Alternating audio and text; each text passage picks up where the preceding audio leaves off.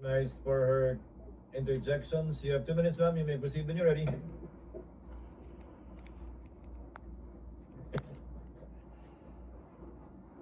Salamat po, Mr. Presiding Officer. His witness, Ms. Silene, kahit pa po walang confidential at intelligence funds ang OVP, may budget naman po ang VPSG para sa security ng lahat ng Vice Presidente, di po ba? Under po ata sila ng, sa pagkakaalam ko, under po sila ng AFP. Under ng AFP. Ngayon, 3 taon na pong walang intelligence and confidential funds ang OVP. Kung alam nyo, may VPSG pa naman pong naka-assign sa kanila para bantayan yung kanyang seguridad, di ba? Sa pagkakaalam ko po, yun nabanggit po kanina ni yung presiding officer, napunta siya sa PSC, Presidential Security Command po. Okay.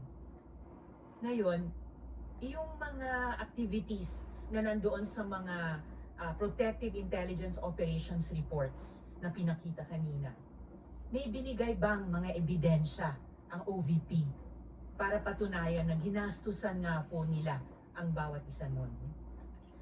Wala po kasi in-attach lang po nila yon as proof of success of information gathering and surveillance activities. Na ayon sa inyo kanina ay hindi pa sasapat dun sa hinahanap nyong mga proofs of success dun sa intelligence gathering activities na iyon. Opo, tama po. Okay. Ngayon, sa iba namang mga acknowledgement receipts, may nakalagay na purchase of medical and food aid at dati naman medicines.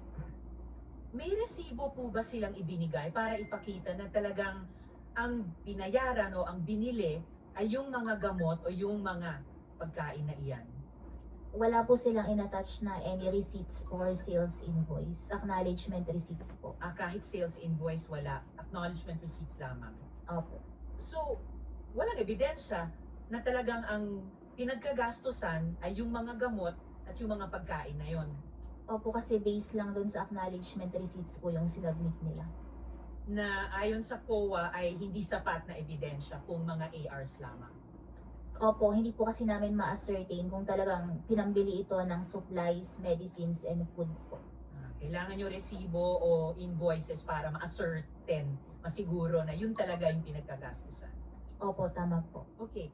Ngayon po, Ms. Silene, dati po, tinawag ng land bank managers na unusual yung pag-encash ng milyong-milyong pisong, daang milyong piso ng OVP at saka ng DepEd sa tigi-isang araw.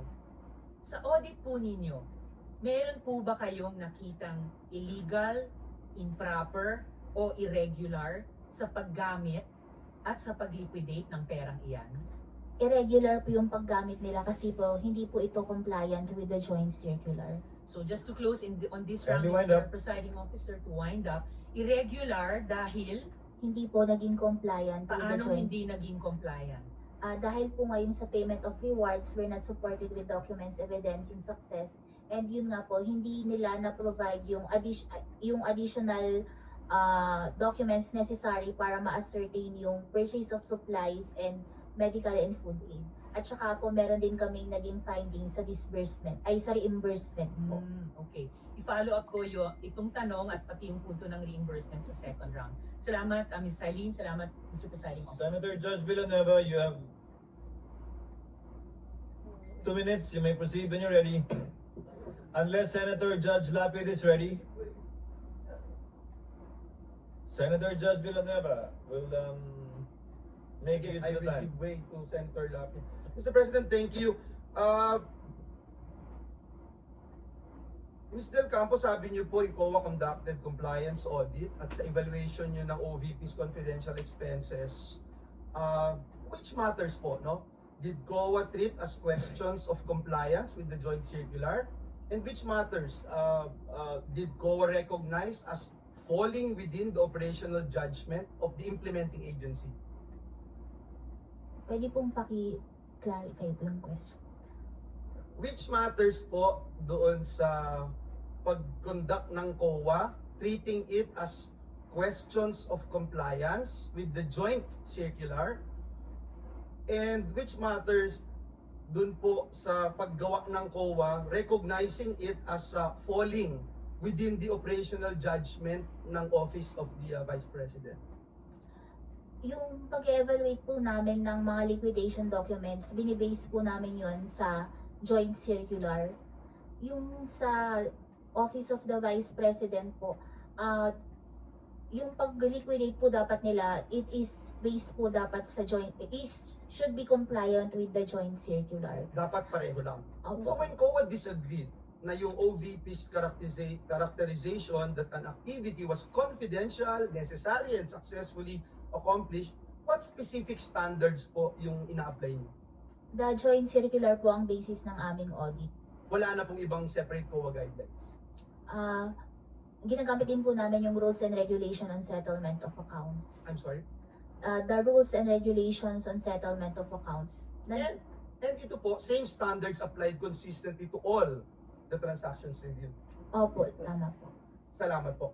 Kapag nag-issue po ang COA ng notice of disallowance, maaari pa po bang itong ma-cure simply by correcting, replacing, or subsequently submitting supporting documents? Yung sa notice of disallowance po, appeal po sa commission proper ang remedy po ng isang agency. So kailangan kang dumaan provided ng COA rules na para ma-lift o ma-reverse yung ND. Is that correct? Can you explain the process?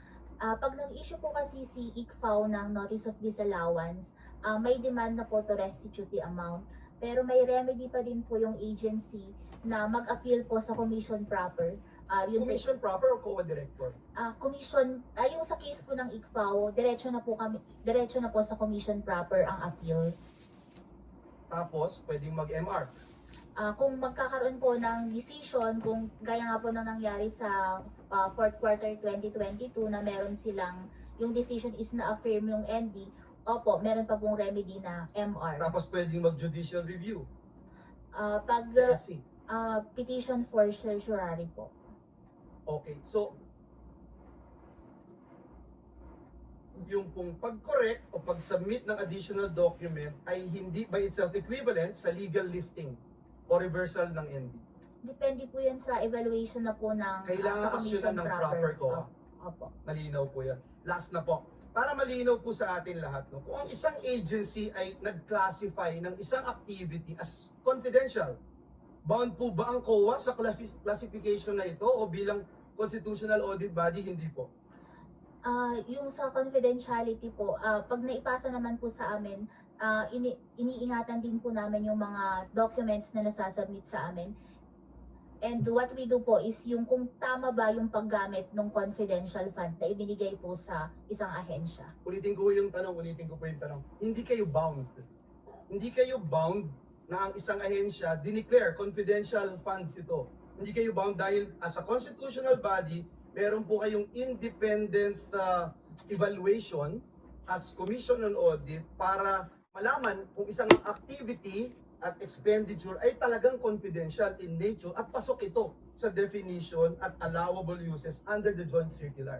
Yes po, kasi itong confidential fund is pondo po ng bayan na kailangan ma-audit at magkaroon ng proper maging ma-check kung ito ay nagamit ba sa tama po. Again, hindi kayo bound. Pag dineclare ng isang ahensya, ito confidential funds, hindi kayo bound. Hindi po, kasi nga kailangan i-liquidate pa din po properly. Tama po yun, no? And I support that sa Constitution, Article 9D, Section 2, 1 and 2. COA has the power and duty to examine, audit, and settle accounts involving government funds and the exclusive authority. Yung may exclusive authority to define the scope of your audit. Yes. Is that correct? Opo, tama. So, ibig sabihin, ang polisiya po ninyo, hindi po sapat na tawaging confidential ng isang ahensya, ang isang activity, subject pa rin po ito sa independent audit determination ng Commission on Audit. Is that correct? Yes po, tama po. Dahil nga po ito ay pondo ng bayan at kailangan po na ma-audit ito ng At nung ginawa po nyo ito, ilang beses po silang nabigyan ng pagkakataon para sumagot? Yung sa fourth quarter 22, dumaan po ito ng AUM, naging NS, naging ND. Yung sa 2023 naman po, AUM, tapos naging ND dahil nga po may direct violation of the joint circular. Salamat po sa pagklaro ng proseso. Salamat. Senator Judge Pangilinan, you may proceed with the interjection when you're ready. You have 2 minutes, sir. Thank you. Magandang hapon. Sa usapin nung December 21 to December 31, 2022 na ginastos yung 125 million. Pag hindi naubos yung 125 million doon sa by December 31, ano mangyayari sa pondo? Babalik po yun sa National Treasury. So ibig sabihin, hindi may babalik as savings ng OVP, babalik sa National Treasury. Opo. I'm trying to understand bakit, diba, ang ikli ng panahon, which you mentioned, na ikli yung 11 days, but wala kayong finding, no?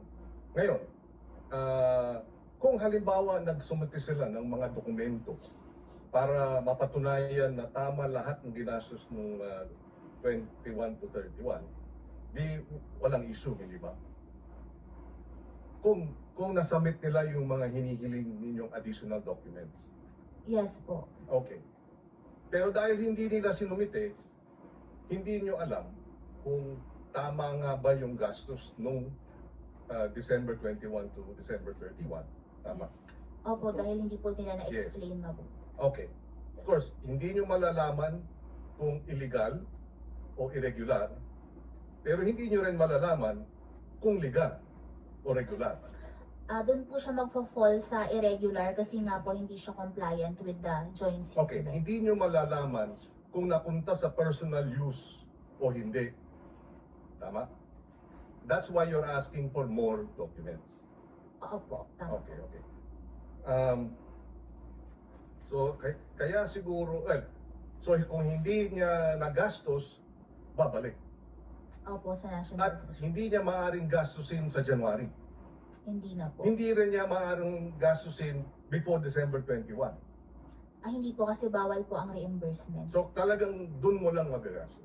Yes po, dun sa nakalagay na period of utilization of the cash advance. Which could be valid dahil yun nga lang ang panahon, or invalid. Dangan nga lang, kaya kayo humihingi ng dagdag na dokumento para malaman natin kung valid ba o hindi. Opo, tama po. Okay. Yung usapin ng protective